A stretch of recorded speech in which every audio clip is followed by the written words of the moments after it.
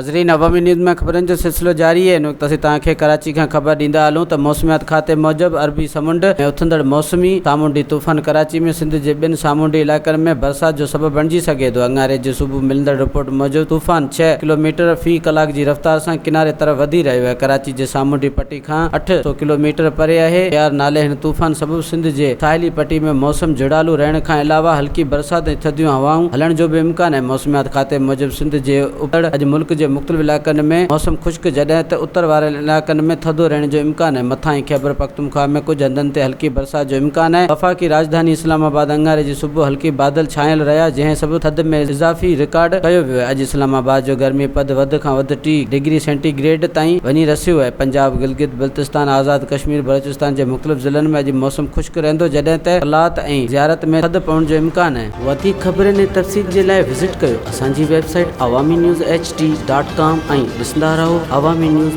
HD।